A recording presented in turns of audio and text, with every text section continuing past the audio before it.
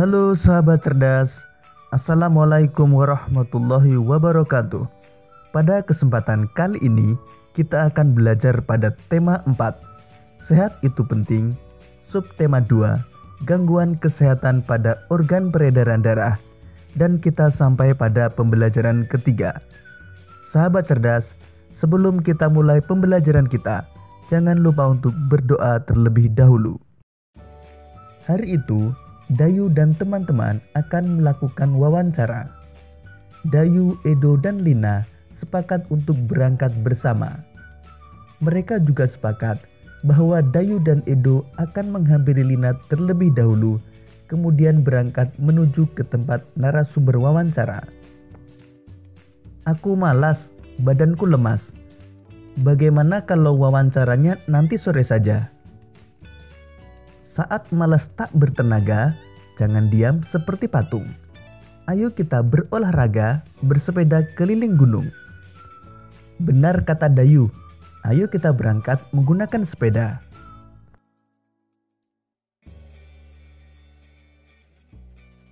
Sahabat cerdas, pada dialog tersebut, kalimat yang disampaikan Dayu merupakan sebuah pantun.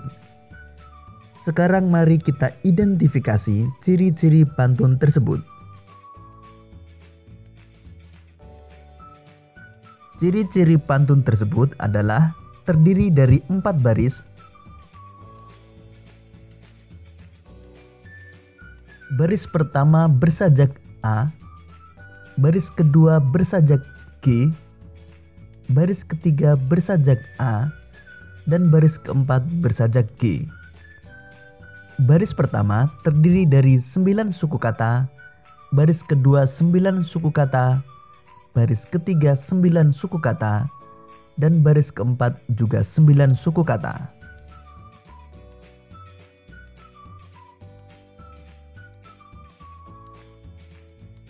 Sampiran dan isi pantun.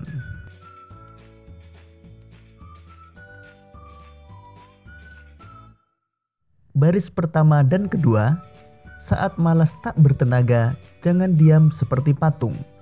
Kalimat tersebut merupakan sampiran.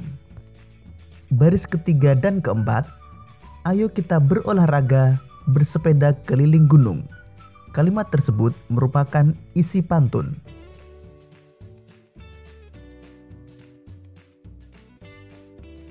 Amanat pantun di atas adalah berolahraga merupakan salah satu kegiatan untuk menjaga kesehatan.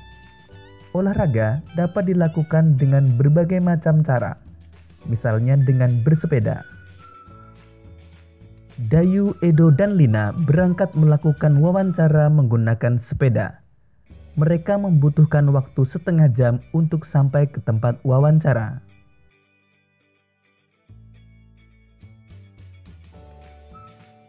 Dayu, Edo, dan Lina sampai di rumah narasumber wawancara. Mereka akan mewawancarai Pak Damar. Pak Damar merupakan pengusaha sandal kesehatan. Berikut ini hasil wawancara yang dilakukan oleh Dayu, Edo, dan Lina. Pak Damar merupakan pengusaha sandal refleksi. Pak Damar memproduksi sandal yang dapat digunakan untuk melancarkan peredaran darah. Sandal refleksi buatan Pak Damar terbuat dari kayu. Kayu tersebut diperoleh dari daerah sekitar tempat tinggalnya. Pak Damar hanya membeli kayu berkualitas. Namun demikian, Pak Damar selalu menyarankan kepada pemasok kayu untuk melakukan reboisasi setelah penebangan. Dengan reboisasi, hutan menjadi tidak gundul, dan hasil reboisasi beberapa tahun kemudian dapat dimanfaatkan lagi. Di antaranya pohon dapat ditebang dan kayunya dapat digunakan lagi. Tenaga kerja di pabrik Pak Damar juga berasal dari warga di sekitar tempat tinggalnya. Sebelumnya, mereka diberi pelatihan terlebih dahulu oleh Pak Damar. Bahkan kini, beberapa tenaga kerja Pak Damar telah membuka usaha sendiri. Pak Damar kemudian menjadikan mereka sebagai mitra kerja untuk memenuhi permintaan pasar yang semakin meningkat. Sahabat cerdas, selanjutnya mari kita jawab beberapa pertanyaan berikut ini berdasarkan bacaan. Identifikasilah interaksi manusia dan lingkungan pada bacaan di atas. Interaksi manusia dan lingkungan pada bacaan di atas antara lain: Pak Damar memanfaatkan kayu dari daerah sekitar tempat tinggalnya untuk dijadikan sebagai bahan pembuatan sandal refleksi. Pak Damar juga memberdayakan masyarakat sekitar sebagai tenaga kerjanya. Bagaimana pengaruh interaksi manusia terhadap lingkungan bagi masyarakat dalam bacaan di atas? Jelaskan. Pengaruh interaksi manusia terhadap lingkungan bagi masyarakat antara lain: terbukanya lapangan kerja bagi masyarakat, meningkatnya kesejahteraan masyarakat, dan pemanfaatan hasil sumber daya alam untuk memenuhi kebutuhan masyarakat.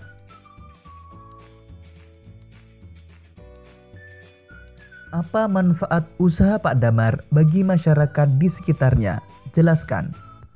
Manfaat usaha Pak Damar bagi masyarakat antara lain: meningkatkan taraf hidup masyarakat, membuka lapangan pekerjaan baru, dan memenuhi kebutuhan masyarakat terhadap sandal refleksi. Apa yang dilakukan Pak Damar untuk mengurangi kerusakan lingkungan akibat usahanya? Jelaskan. Untuk mengurangi kerusakan lingkungan, Pak Damar selalu memberikan saran kepada pemasok kayu untuk melakukan reboisasi agar hutan yang ditebangi tidak gundul. Apakah terdapat hubungan ketergantungan dalam bacaan di atas?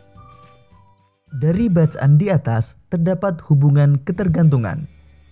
Hubungan itu terjadi antara Pak Damar dengan pemasok kayu serta hubungan Pak Damar dengan masyarakat sekitar yang saling membutuhkan.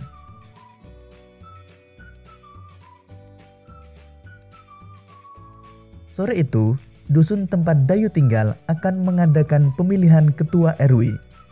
Sebelum acara dimulai, Dayu membantu untuk mempersiapkan tempat pemilihan.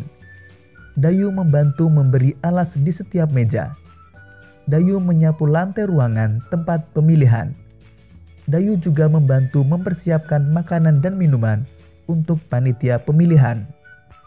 Sahabat cerdas, berikut ini peran serta yang dapat kamu lakukan dalam pemilihan ketua RW. Pertama, turut serta dalam gotong royong menyiapkan tempat pemungutan suara, mengamati jalannya pemilihan ketua RW, membantu para ibu menyiapkan makanan, dan ikut menjaga ketertiban lingkungan dengan tidak mengganggu jalannya proses pemilihan.